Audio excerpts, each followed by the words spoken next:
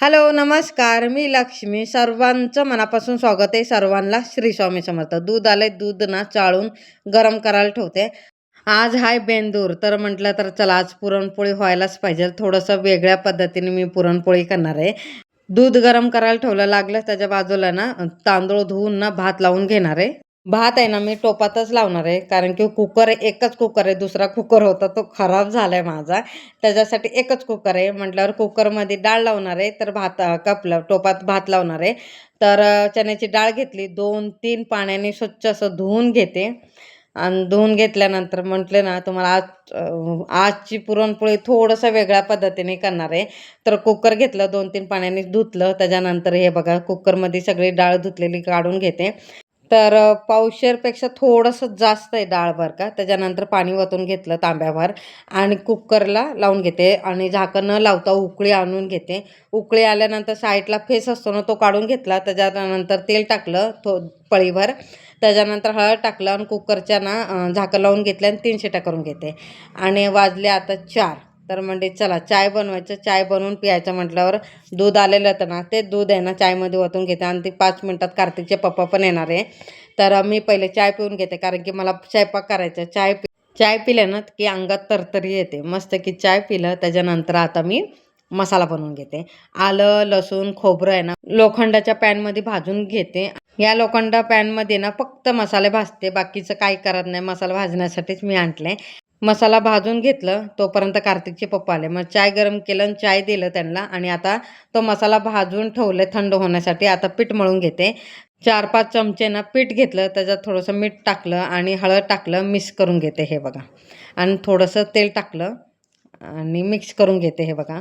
तर पिठात काय काय टाकलं, हळद, मीठ आणि तेल टाकलं आणि थंड पाण्यानेच मळून घेते. घट्टसर असं मळून घेते पीठ. तुम्हाला दाखवते बघा. कणिक आहे ना घट्टसर मळून घेतलं हे बघा. त्याच्यानंतर ना पीठ जेवढं भिजतं ना तेवढं पाणी टाकून घेतलं. त्याच्यात झाकण लावून आहे ना अर्धा पाऊण तास भिजायला ठेवते. त्याच्यानंतर हे बघा मसाला वाटून घेते हे बघा. आणि मसाला छानपैकी भाजलाय आणि फक्त आता वाटण करून घेते ह्याचं बघा. वाटण करताना त्याच्यात ना कोथिंबीर ॲड करते त्याच्यात आणि मसाला बारीक पेस्ट करून घेते. तो बाजूला ठेवला आणि इथं बघा मी कांदा बारीक चिरून घेतलाय. त्याच्यानंतर मिरची, कोथिंबीर आणि बेसन टाकून घेते हे बघा. त्याच्यात ना बेसन पण टाकते. त्याच्यानंतर ना चमचाभर आहे ना तांदळाचं पीठ टाकते. त्याच्यानंतर मीठ टाकते, हळद टाकते आणि धन पावडर, गरम मसाला आणि ओवा टाकून घेते हे बघा. आणि मिक्स करून घेते चमच्याने आणि पाणी अजिबात वापरत नाही, फक्त मिक्स करून घेणार आहे हे बघा. 2-3 वेळा चांगलं एकदम सगळीकडे पीठ लागायला पाहिजे. तसं मिक्स करून घेतलं त्याला झाकण लावून ठेवून घेते बाजूला. त्याच्यानंतर हे बघा कुकर तयार झाला आणि डाळ छानपैकी शिजली आणि पाणी पूर्ण नाही आहे. त्याच्यासाठी आता त्याच्यात पाणी टाकून घेते हे बघा. आणि जेवढं मला आमटीला पाहिजेल पाणी तेवढं मी टाकून घेतलं, हलवून घेतलं हे बघा. टोप घेतलं, टोपावर चाळण ठेवली आणि चाळून घेते हे बघा. पूर्ण पाणी काढून घेते. पूर्ण पाणी काढून झाल्यानंतर ना साईडला काढून घेते आणि कढई घेतली. कढईमध्ये ना शिजलेली डाळ आहे ना ती टाकून घेते हे बघा. आणि थोडंसं ना मॅश करून घेते पाण्यातच त्याच्यातच चाळणीने हे बघा. त्याच्यानंतर थोडंसं ना अर्धा चमचाभर आहे ना डाळ टाकून घेते हे बघा. त्याच्यानंतर ना बाजूला काढून घेते हे बघा. आणि त्याच्यानंतर बघा त्याच्यात गूळ टाकून घेते. गुळाची ढेप आहे ना फोडून त्याच्यात टाकते. मला जेवढं गोड पाहिजे तेवढं गूळ टाकून घेते आणि झाकण लावून ठेवते. त्याच्यानंतर हे बघा लाल मसाला टाकला, कांदा लसूण मसाला. त्याच्यानंतर हळद, धना पावडर, गरम मसाला टाकून हलवून घेते हे बघा. आणि त्याच्यानंतर ना मिरची पावडर पण टाकून घेते अर्धा चमचाभर आणि मीठ टाकून घेते. आणि झाकण लावून बाजूला ठेवते. आणि टोप घेतलं, टोपामध्ये तेल टाकलं भरपूर असं. राई, जिरा, कढीपत्ता टाकून घेता, वाटलेला मसाला सगळं टाकून घेते हे बघा.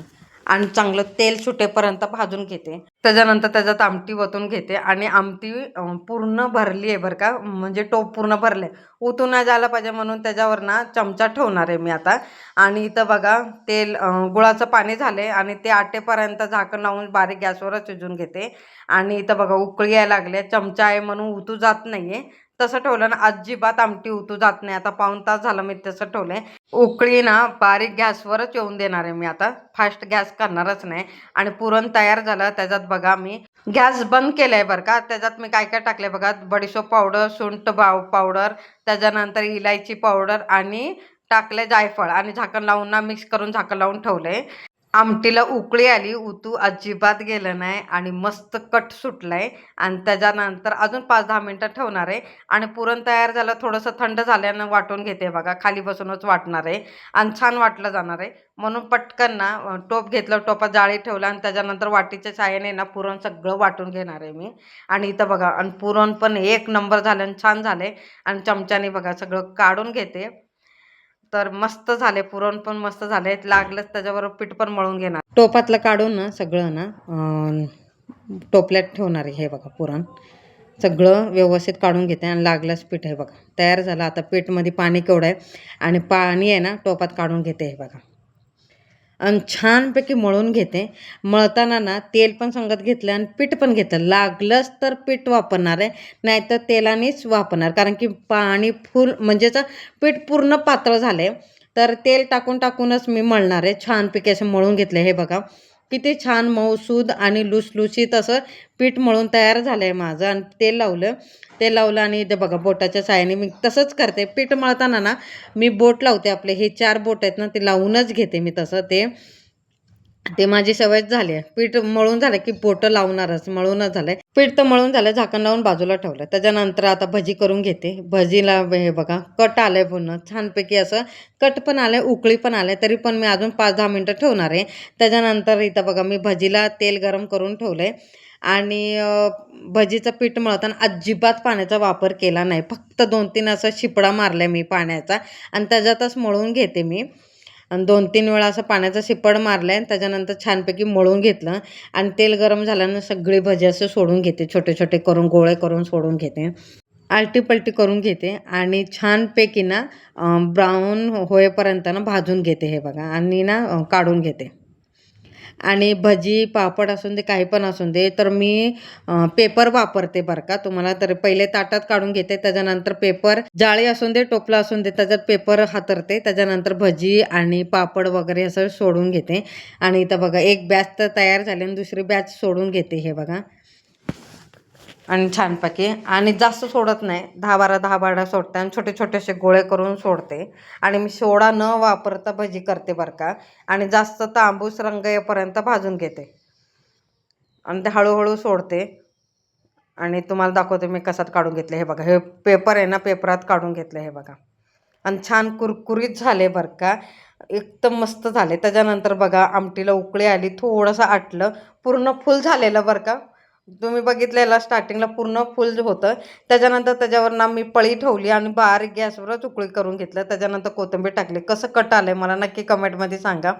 पापड पण तयार झाली, भजी तयार झालं. आता मी लागलीच, आमटी पण तयार झालं आणि मी लागते आता पोळ्या करायला. तर इथं बघा छानपैकी छोटासा गोळा घेतला. त्याच्यानंतर असं पूर्ण हे करून घेते, पसरवून घेते. आणि त्याच्यानंतर बघा भरपूर असं पुरण भरून घेते आणि फुटणार नाही, काही नाही. बघा मी तुम्हाला करून दाखवते. त्याच्यानंतर छानपैकी तोंड वगैरे दाबून घेते आणि प्रेस करून घेते. आणि असं दोन्ही हाताने प्रेस करून घेते आणि असं 2-3 असं करून घेते. कारण की फक्त आता राहिले पोळ्या. तर पोळ्या झाल्या की स्वामीला नैवेद्य दाखवणार आहे. पहिले स्वामीला नैवेद्य, त्याच्यानंतर आम्ही जेवणार आहे.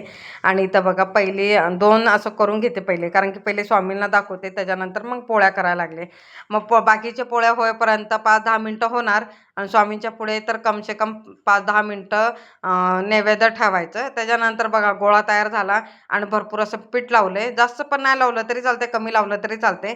आणि इथं बघा मी प्रेस करून घेते, कारण की पुरण आहे ना सगळीकडे असं पसरायला पाहिजे म्हणून. आणि पेपरच्या खाली थोडंसं पीठ हे करते, भुरभुरते. त्याच्यानंतर मग हलक्या हाताने ना मी असं ना पोळ्या लाटून घेते. हे बघा हलक्या हाताने लाटते बघा. तुम्हाला असं वाटतं दाबून नाही, हलक्या हातानेच लाटून घेते. आणि पोळ्या करताना सगळीकडे असं प्रेस करून घेतलं म्हणून पुरण सगळीकडे पसरले. त्याच्यानंतर तवा गरम झाले आणि तेल टाकून घेते हे बघा. आणि पोळी टाकली आणि दुसरं पण बघा कसे करते, पीठ लावून घेते. त्याच्यानंतर चारी साईडला ना आता दाबून घेते. त्याच्या अगोदरांना पोळी अशी पलटी करून घेते हे बघा.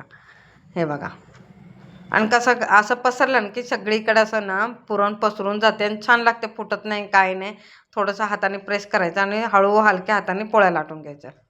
तुम्हाला सगळ्या पोळ्या दाखवते हे बघा कशी हळू फुगते बघा. अजिबात फुटणार नाही, काय नाही. बेंदूरचा पुरणपोळीचा स्वयंपाक ना एकच नंबर झालाय बरं का, एकच नंबर झालाय. आणि इथं बघा मी पलटी करून घेतला. आता तेल सोडून घेते. हे बघा कशी फुगली आहे बघा पुरणपोळी माझी. अजिबात माझी ना तुम्हाला सांगते पहिल्यापासूनच माझी पुरणपोळी फुटत नाही. आता किती वेळा केलं असेल तुम्ही बघितला. आणि अशी टम्म फुगते. मग सगळ्या पोळ्या अशी टम्म फुगते. हे बघा कशी फुगली आहे बघा. लय भारी वाटत होतं. तर अशाच मी आता पोळ्या करून घेते आणि ही दुसरी पण करून घेते आणि स्वामीला नैवेद्य दाखवणार आहे. आणि इथं बघा टोपल्यात काढून घेते आणि दुसरी पण पोळी ना टाकून घेते. हे बघा कसं वाटलं पुरणपोळीचा स्वयंपाक माझा नक्की कमेंटमध्ये सांगा. आणि ही पुरणपोळी कशी झाली ती पण मला नक्की कमेंटमध्ये सांगा. आणि लाटताना मी हलक्या हाताने लावते बघा.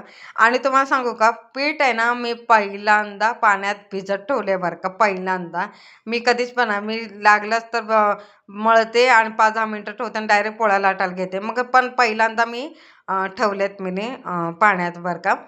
आणि ह्यावेळी मी पण आमटी पण थोडं वेगळ्या पद्धतीने केले. नाहीतर मग तुम्ही पहिलीची रेसिपी बघितलं की ते आमटी कसं आणि हे आमटीमध्ये फरक आहे. पहिल्यांदा केले. त्याच्यानंतर भजी पण अशी पहिल्यांदाच केली. नाहीतर मी वेगळ्या पद्धतीने करते. तर तुम्ही बघितलं 2-3 रेसिपी मी कसं केलेलं. आता पुरणपोळी तयार झाली माझी. नैवेद्य भरते आणि स्वामीला दाखवते. व्हिडिओ आवडला असेल तर लाईक शेअर करा, सबस्क्राईब करा चॅनलला. सगळ्यांना श्री स्वामी समर्थ. बेंदूरच्या खूप साऱ्या शुभेच्छा सगळ्यांना. सगळ्यांनी आता आम्ही बसून आता जेवून घेतो. पुरणपोळीचा स्वयंपाक आता तयार झाला. आता आम्ही जेवून घेतो. स्वामीला नैवेद्य बघा मी कशी दाखवते. हे बघा